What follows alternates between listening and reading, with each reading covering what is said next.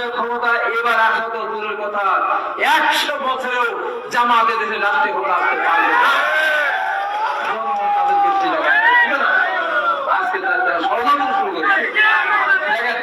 দেখেন করলো কালকে সর্বনের ইসলামিক শাসনতন্ত্রের এক নেতার সাথে আমার টক ছিল, ওই টক ছিল আমরা 6 জন ছিলাম। একটা হুজুর দেখছেন না, তো ওই কথা বললাম, হুজুর বললাম কেন আপনারা বলতেন যদি কমিউনিস্টরা আমাদের দেশ দখল করে নেয় 100 বছর হলেও তারপরে ইসলাম প্রতিষ্ঠা হবে, আর জামাত যদি কোন ক্ষমতায় যায় 1000 বছরে সেদের ইসলাম প্রতিষ্ঠা হবে না। বলেছে জামাত ইসলাম ইসলাম তো হবে না।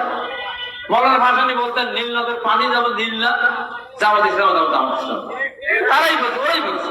এবারে আমির হামজা একটা আছে, তিনি বলছেন আমি কেন বাপদাদার চন্দ্র পুরো সম্মিলিত করে শেখ হাসিনা দায়ী তুমি সম্মান করে, আওয়ামী লীগ না করলে সেটাই হোক বেঁচতে যাবে না বলছেন। আমির হামজা বলছিলাম, আমির হামজা বলছেন কি খায় কি ওকে নিজে টাকা দেয়, বাচ্চাদের টাকা দিয়ে তার মধ্যে হাত দেয়, টাকা না দিয়ে টাকা থেকে নিজে বলতেছে।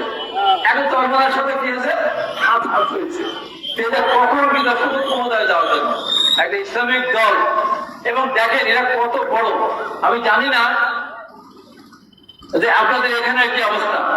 জামাত ইসলামের প্রতিষ্ঠা করছেন আবুল আল্লাহ মওদুদী সাহেব, উনার 9টা ছেলে একটা ছিল মাদ্রাসায় কোনদিন পড়েনি, এবং উনি বলেছেন তোমরা জামাত ইসলাম করো না।